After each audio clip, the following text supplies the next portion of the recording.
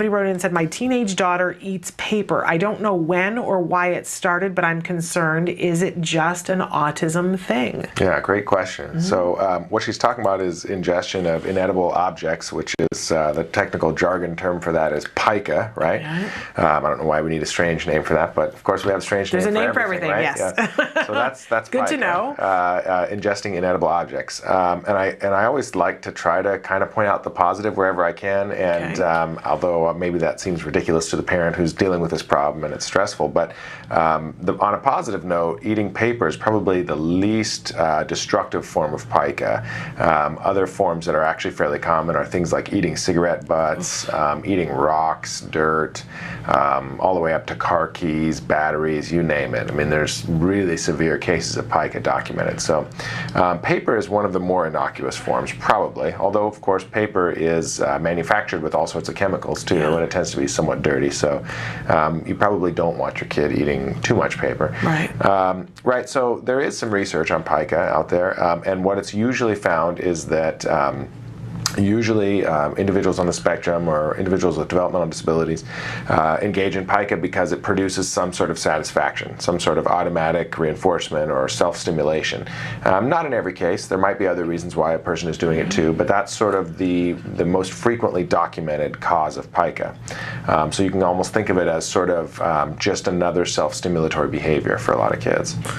And so how do we stop it? Right, so as we talk about all the time on your show, automatically reinforced behavior or self-stimulatory behavior is the most difficult behavior to treat, right?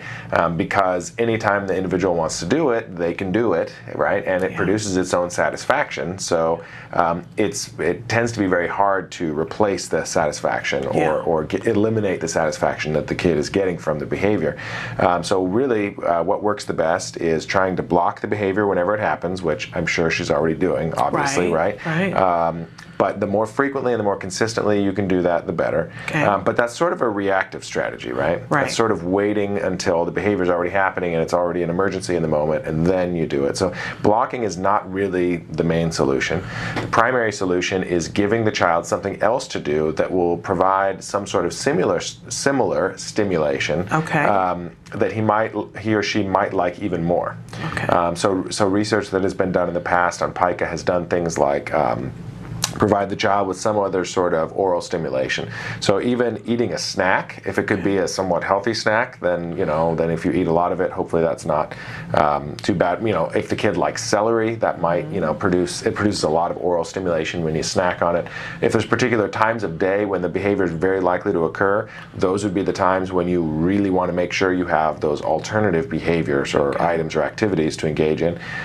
There's other types of toys that produce oral stimulation. Even chewing gum might be an option, depending on if the kid's going to swallow the chewing gum.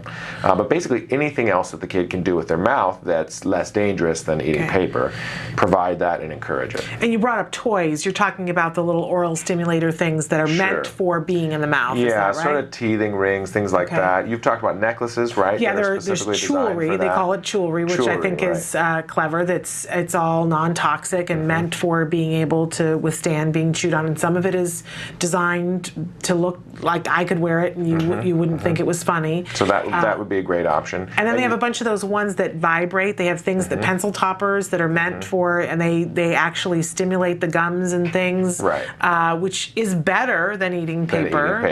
And some of your viewers might be thinking, well, I don't want my kid chewing a chew toy like a dog. It's not socially appropriate. And of course that's true, and so you don't want to depend only on that, but as one tool in your tool belt, as one thing that will help prevent your child from eating inedible objects, which is a health hazard, it might be a reasonable choice, reasonable thing to start with. And eventually you could start to fade that out as well. But it could be a quick answer. Okay, great advice.